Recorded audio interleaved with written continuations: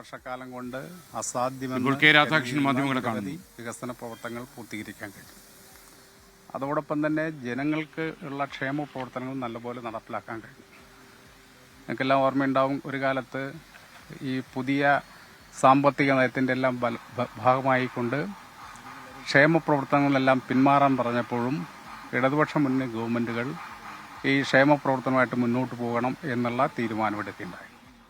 അതുകൊണ്ടാണ് 10-60 ലക്ഷത്തോളം വരുന്ന പാവപ്പെട്ട ആളുകൾക്ക് വിവിധ രീതിയിലുള്ള ക്ഷേമ പെൻഷൻ നടപ്പിലാക്കാൻ നമ്മുടെ കേരളത്തിൽ കഴിഞ്ഞത്. അത് 1-2 മാസം അല്ലെങ്കിൽ 2-3 മാസമൊക്കെ കുടിശ്ശിക വന്നു കഴിഞ്ഞപ്പോൾ വലിയ രീതിയിലുള്ള ആക്ഷേപങ്ങൾ ഇടതുപക്ഷ മുന്നണിക്കെതിരായിക്കൊണ്ട് ഗവൺമെന്റിനെതിരായിക്കൊണ്ട് നടത്തുകയുണ്ടായി. എന്നാൽ വലിയ രീതിയിലുള്ള സാമ്പത്തിക പ്രതിസന്ധിയും പ്രയാസവും നേരിട്ടപ്പോഴും അതിനെയെല്ലാം മറികടന്നുകൊണ്ട് ഈ പാവപ്പെട്ടവർക്കുള്ള എല്ലാ ക്ഷേമ പദ്ധതികളും പെൻഷൻ പദ്ധതികളും നടപ്പിലാക്കാൻ വേണ്ടിയുള്ള ഉത്തരവാദിത്തമാണ് ഇടതുപക്ഷ ജനാധിപത്യ മുന്നണി കാണിച്ചത്. തീർച്ചയായിട്ടും ഇവിടെ 45,000-ത്തോളം ആളുകൾ വിവിധ ക്ഷേമ പെൻഷൻ വാങ്ങുന്ന ആളുകളാണ് ഈ മണ്ഡലത്തിലുള്ളത്. അവർക്കെല്ലാം 2 ഗഡു നേരത്തെ കൊടുത്തു, ഇപ്പോൾ 1 ഗഡു കൂടി കൊടുത്തു. ഇനി ഏതാനും ഗഡുക്കൾ മാത്രമാണ് അവശേഷിക്കുന്നത്. സാമ്പത്തികമായിട്ട് നമ്മുടെ സംസ്ഥാന ഗവൺമെന്റിനെ ഞെരുക്കാൻ വേണ്ടിയുള്ള വലിയ പരിശ്രമമാണ് കേന്ദ്ര ഗവൺമെന്റ് ഭാഗത്തുണ്ടായത്.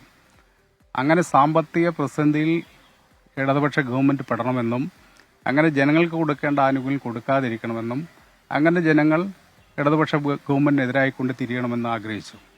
പക്ഷേ അതിനെല്ലാം അതിജീവിച്ചുകൊണ്ടാണ് കടമെടുത്തിട്ടാണെങ്കിൽ പോലും ക്ഷേമ പദ്ധതികൾ നടപ്പിലാക്കണമെന്ന് ഇടതുപക്ഷ മുന്നണി ഗവൺമെന്റ് തീരുമാനിച്ചത്.